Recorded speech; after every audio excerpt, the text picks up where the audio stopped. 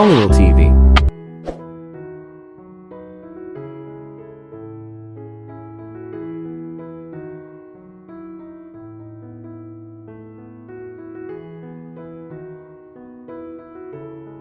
Solong kwarto ang inookupahan ni Rosie sa ladies' dormitory. Maliit lamang ngunit maayos. May isang maliit na katre na pinapatungan ng manipis na foam.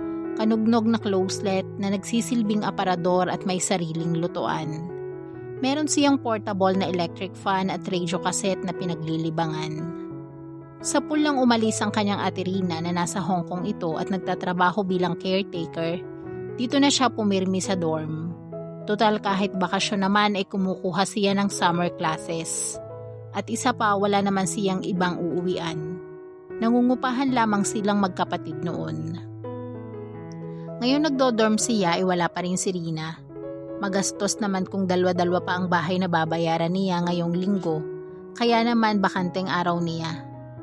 Bilang scholar, tuition fee lang naman ang libre sa kanya. Hindi kabilang dito ang mga libro, projects at iba pang miscellaneous fees. Pera pa sa dorm at sa pagkain niya araw-araw, malaki pa rin ang nagagastos ng kanyang ate Rina para sa kanya. Sa gawing ulunan ng kama ay may isang maliit na cabinet na naglalaman ng lahat niyang personal na gamit, na ang pinakaibabaw ay nagsisilbing bookshelf. Nakapatong din dito ang 2 picture frames na may larawan nilang magkapatid. Aminado si Rosie na higit na maganda ang nakatatanda niyang kapatid kumpara sa kanya. Subalit hindi naman niya ikinasasama ng loob ito. Manapay proud pa nga siya para sa kapatid. Ang kagandahang taglay ni Rosie ay tipikal lamang sa isang Filipina. Maamo ang mukha, mahabang tuwid ang buhok, kayumanggi ang balat at husto lamang ang sukat na taas na 5'3". Samantalang si Rina ay kapansin-pansin sa matangos nitong ilong at malalantik na pilik mata. May dugong Espanyola kumbaga. Malalalim ang bilugang mata, wavy ang buhok at matangkad pa. Ang kulay ay mas mapusyaw kaysa pangkaraniwang kayumanggi. Sayang nga lamang at hindi nakatapos maski high school ang kanyang kapatid. Maaga itong nagpasa ng responsibilidad. Naging malakas lamang ito sa agency na pinag-applyan kung kaya't nakalusot at nakapag-abroad. Gayunpaman, tulad niya may ang hindi namang katalinuhan ng kanyang ate. Kayang-kaya nitong dalhin ang sarili. May isang photo album na nakakalat sa ibabaw ng kama. Kakapadala lamang ni Rina noong nakaraang araw. At iyon ang kasalukuyang hinihimay ni Ella. Nakadapa ito sa kama. Lalong gumaganda si Ate Rina Ang taba niya ngayon at saka ang puti. Komento ni Ella habang binubuklat ang album. Hindi pa nito personal na kilala si Rina. Sa mga litrato lamang at kwento ni Rosie ngunit ate na rin kung ito'y tawagin. Abala sa pagluluto si Rosie. Manaka-nakay napapitlag siya dahil sa mantikang tumatalsik buhat sa iginigisang corn whip. Uy, may kasama pa siyang cute dito. Muling sabi ni Ella. Sabay pakita sa kanya ng nasabing larawan. Boyfriend niya? Oo, nakangiting tugon ni Rosie. Feeling ko nga may balak na silang magpakasal pag uwi nila rito sa Pinas. Really? Kailan ba siya uuwi? Mga next 2 months. Matatapos na ang 2-year contract ni ate. Sabi niya ay uuwi siya. Babalik pa siya? Ewan ko.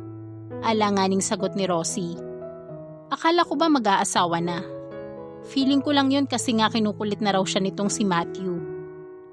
At feel ko rin na mahal niya ang Matthew na yun. So anong problema? Medyo nahihiya pang nagsabi si Rosie. Paano sabi ni ate, patatapusin pa niya ako sa pag-aaral. Kunot noong sinulyapan siya ni Ella. Bakit? Ang pagpapakasal ba niya kay Matthew would mean na mahihinto ang suporta niya sa'yo? Hindi naman, kaya lang hindi na siguro magandang tingnan na kahit may sarili na siyang pamilya. Sa kanya pa rin ako umaasa.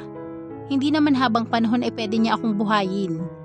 In due time, magkakaanak din siya at sa mga ito na niya ibubuhos ang kanyang atensyon. Pero wala kang ibang kamag-anak. Siya lang. Malaki na ako. Kaya ko na sigurong tumayo sa sarili kong mga paa. Siguro? Ella, hindi ko pwedeng hadlangan ang kaligayahan ng ate ko. All my life siya na ang gumabay sa akin. Kung umuwi siya at gusto niyang mag-settle down, I won't stop her. Kahit pa hindi ko matapos ang college. Hindi na kumibo si Ella. Tiningnan na lamang ng mabuti ang kaibigan. 14 pa lamang si ate nagtatrabaho na para sa akin. Ni hindi na nakatapos ng high school. Maswerte pa nga ako dahil kahit paano ay nakatuntong sa college. Sa mahinang tinig ay naisalaysel ni Rosie kahit ilang ulit na rin naman niyang naikwento iyon kay Ella. Open book ang buhay niya rito. Kabisado na marahil nito ang mga linya niya. Namatay ang ina nila noong siya'y 8 taon pa lamang. Wala silang balita sa kanilang ama. Sa pool lang iwan sila nito sa gitna ng kahirapan. Naglabada si Rina, nagplantsadora at namasukan upang sila'y mabuhay. Nang umedad 16 si Rina, nag-apply ito bilang kahera ng isang disco pub. Bagamat hindi nakatapos na sekundarya, natanggap naman ito dahil nga sa angking kagandahan. Kung ano-anong masasamang salita ang kanilang inabot sa ilang kapitbahay dahil sa uri ng trabaho ni Rina. Masama raw itong babae komo sa gabi lumalabas. Ngunit hindi naman iyon nakaapekto sa kanila. Sumumpa si Rina sa kanya na wala itong ginagawang masama. Desente itong babae. Sinisikap ng kapatid na mapag-aral siya. Kayamanan na raw nilang maituturing ang mayroon siyang edukasyon. At nang makasilip nga ng pagkakataon na kapangibang bansa ito, may binanggit itong kaibigan sa kanya noon na siyang tutulong sa kanila. Lahat ito, ultimo kaliit-liit ang detalye ng kanilang buhay hindi nalingid kay Ella. So, anong plano mo ngayon? Pamaya-maya'y untag ni Ella. Ang kanina'y nilulutong ulam ay sinasandok na ngayon ni Rosie sa isang plato upang ihain sa mesa. 20 na ako, Ella. Kung si ate nakaya iyon when she was 14, ako pa kaya? Hihinto ka sa pag-aaral ganon? Kung kinakailangan, sabay kibit ng balikat. Sayang naman yata, scholar ka pa naman. Tumayo si Ella, lumapit sa mesa at kumuhit sa ulam na nakahain. Maalat ah? Maalat ba? Pwede na rin. Kumuha ng 2 pinggan si Ella nang masulya pang nagsasandok na siya ng kanin. Akala ko ba kaya ka nagsisikap sa pag-aaral? Ay dahil iyon ang pangako mo sa ate mo. Oo nga, para wala siyang masabi. So maybe she's obliged na pagtapusin ka ng college. Iyon ang promise niya. Pero kung magsasuffer naman ang kalooban niya, hindi na bale. Look Ella, I want to give her a break. Sobra-sobra na ang nagawa niya para sa akin. It's about time naman na bigyan ko siya ng oras para sa kanyang sarili. Sumang-ayon na lamang si Ella. Tutal may punto rin naman si Rosie. But it's not the reason why I'm here. Isasabay ba natin iyon sa pagkain? Tanong ni Rosie. Kung sa bagay, baka mawala ang appetite mo kung isasabay natin iyon sa pagkain. Let's eat first. Mungkahin ni Ella. Kwentuhan sila habang kumakain. Pero yung mga bagay na walang kakwenta-kwenta. Halimbawa si Miss Aquin o iyong 3 codes na nasa lubong nila sa ladies room. Mga simpleng bagay lamang para mapaghuntahan kumbaga. Sa kanilang palagay, hindi mainam pag-usapan ng isang problema sa harap ng pagkain. Siguro naman ngayon pwede mo nang i-share sa akin kung ano yung itinatago mo. Untag ni Ella nang matapos sila sa pagkain. Niligpit lamang ni Rosie ang pinagkainan at inilagay sa isang tabi. Pagkuway na upo ang dalaga sa kama. Itinaas ang 2 paa at sumandal sa dingding. Saan ba ako mag-uumpisa? Bahala ka, basta lang ayoko nang may iyakan. Nakangiting biro ni Ella. Ngumiti rin si Rosie kapag kuway tumingin ng seryoso sa kaibigan.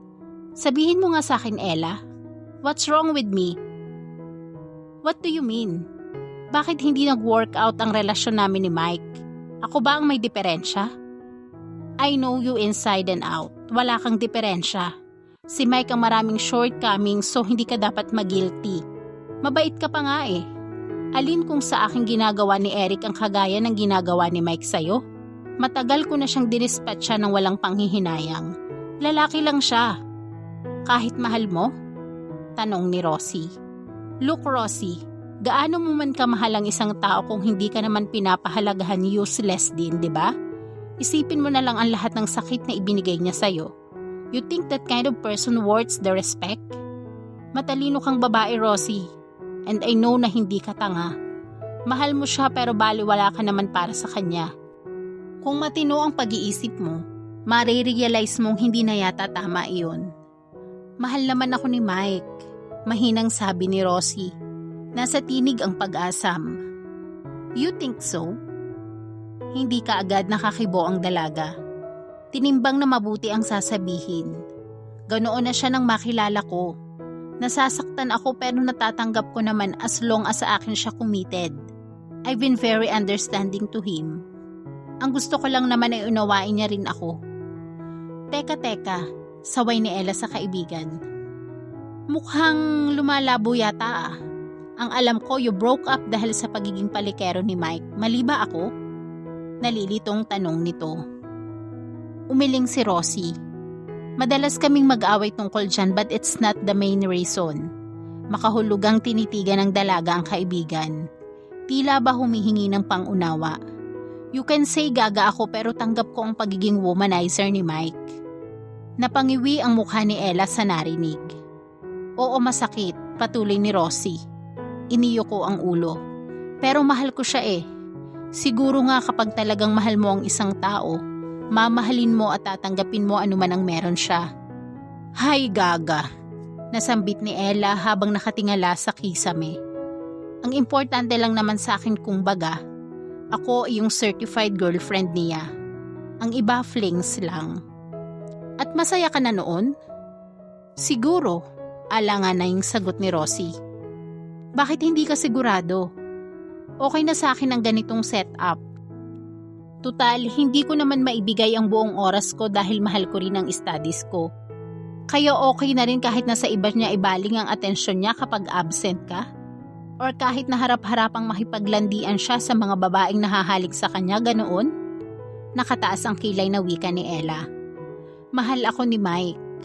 Ulit ng dalaga. Medyo nairita si Ella sa mga ginagawing iyon ng kaibigan. So mahal ka kamo ni Mike. At ikaw naman, okay lang sa'yo na gawin kang tanga dahil in love ka. Eh bakit kayo nag-break? Anong dahilan? Yamot na tanong nito. He keeps on asking me for something. Mahinang tugon ni Rosie, na hindi ko kayang gawin. Like what? Tumingin muna ang dalaga sa kaibigan. Saka muling iniyo ko ang ulo. He wants to have sex with me. Nanlaki ang mga mata ni Ella sa narinig. What? Iyon ang dahilan. Tahasang pag-amin ni Rosie. 3 months pa lang kaming mag-on pero hindi miminsang binanggit niya sa akin ang tungkol doon. Kung tunay ko rin siyang mahal, I'll be willing to give it all. Maluwang ang ngiti ni Ella. Pinisil sa braso ang kaibigan. Well, I'm glad hindi ka pumayag. Takot ako, Ella, dahil alam kong hindi tama. Kung talagang mahal ako ni Mike, maghihintay siya. Right, sang-ayon ni Ella. See, he's not the right man for you. You are too good for him. No offense, dear friend, but I guess yun lang ang habol niya sa'yo. Your innocence. Pumatak ang luha ni Rosie. Ngunit sa kabila niyo nakuha pa rin niyang ngumiti. Well, I guess you're right. Sabay punas niya ng luha sa pisngi. So, what are those tears for? Don't mind this. Hindi ko lang mapigil. Dahil mahal na mahal mo siya? Tuluyan ang umiyak si Rosie. Niyakap naman siya ni Ella. Hinaplos-haplos sa likod. Ibinuhos mo kasi lahat. I've warned you before, huwag si Mike. Pero wala akong nagawa kasi iyon ang tinitibok ng puso mo. Nauunawaan naman ni Ella ang damdamin ng kaibigan. Hindi na rin niya magagawang sisihin ito sa nangyari dahil wala naman itong kasalanan. At hindi lang naman siya ang nagmahal sa maling lalaki, marami pang iba. After all, wala namang nawala sa kanya kundi ang maling lalaking kanyang minahal. Hold on, Rosie. Kaya mo yan. Dapat nga matuwa ka na you got to know if this early. Alin kung kailang bullied ka na at hindi na pwedeng kumawala? So what kung wala na si Mike? Remember this, friend. Hindi ikaw ang nawalan. Siya.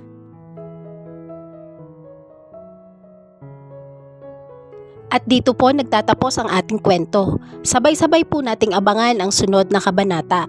Maraming salamat po. God bless and stay safe.